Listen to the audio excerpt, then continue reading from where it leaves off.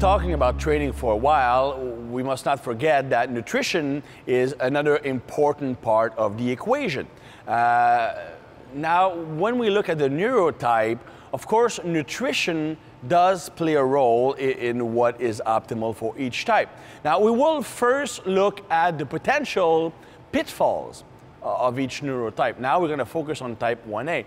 Now, the biggest pitfall of a type 1, either type 1A or type 1B, but mostly type 1A, because they are more about intensity. They do everything all out.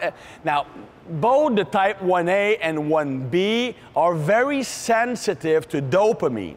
Now, dopamine is what we call the pleasure neurotransmitter. So anything pleasurable, including eating food, will create a larger pleasure response in these individuals than in the others. So that's why when you look at food, their biggest problem will simply be eating for taste instead of eating for function. And as such, if their taste is crappy food, then it will be very easy for them to become more attracted to making bad food choices instead of going with the healthier but more bland option. So they will often be looking for very intense taste, like either very salty, very sugary, or very spicy, because they want that higher pleasure response.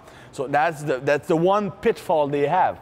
They also are more at risk of suffering bad effects from a decrease in leptin. Now, I need to go off a tangent here and just briefly explain what leptin is. Now, leptin is a hormone secreted by the fat cells, the adipocytes, and it goes to the brain. Now, when leptin reaches its receptors in the brain, it basically tells your brain that you are well fed and everything's go, so it keeps metabolic high, it maintains your hunger at normal levels and all that stuff.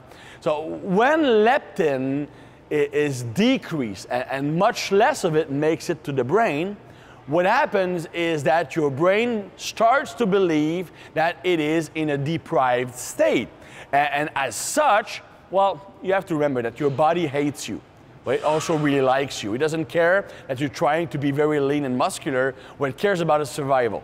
So if it feels like you are in a deprived state, I'm about to enter a starvation state, it will use different strategies to force you to eat more.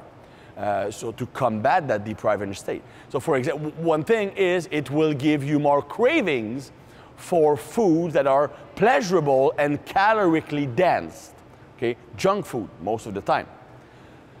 Eventually it can also decrease metabolic rate and even leading to muscle loss. But in the case that interests us is leptin will make you crave food. Of course, if you're trying to get leaner, constantly thinking about crappy food makes the process hell.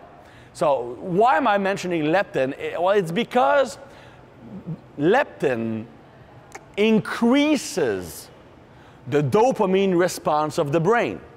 And since the type 1A and 1B to some extent are dopamine driven, they are already super sensitive to dopamine.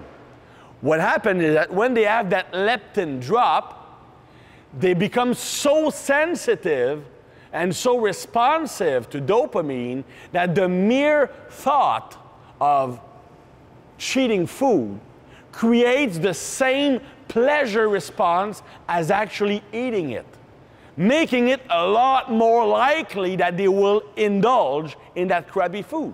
So that's why type 1A and 1B to some extent need to avoid that leptin drop at all costs. So that's why they need more frequent intake of carbohydrates to prevent that leptin drop. But on the other hand, they do very well on low carbs.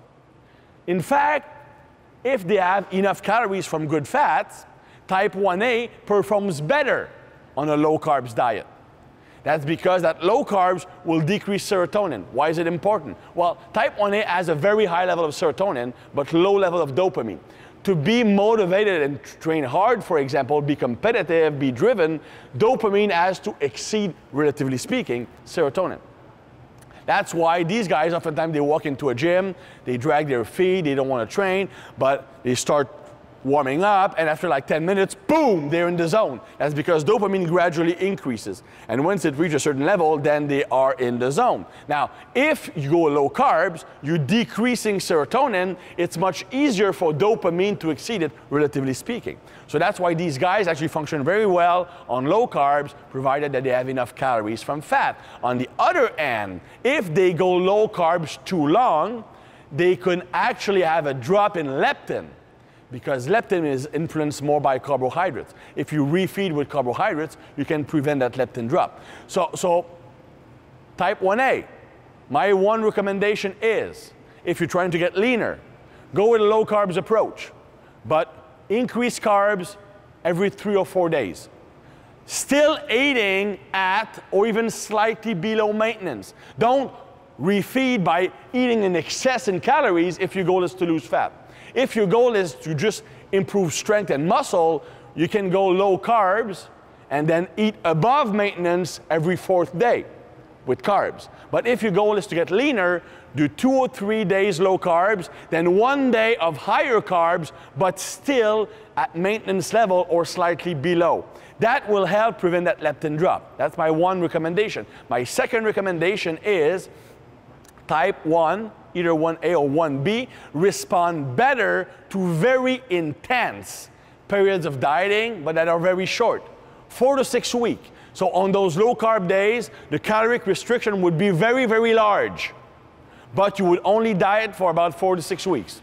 And then you would eat at maintenance for about 2 weeks, then you can do another of these blitzes dieting.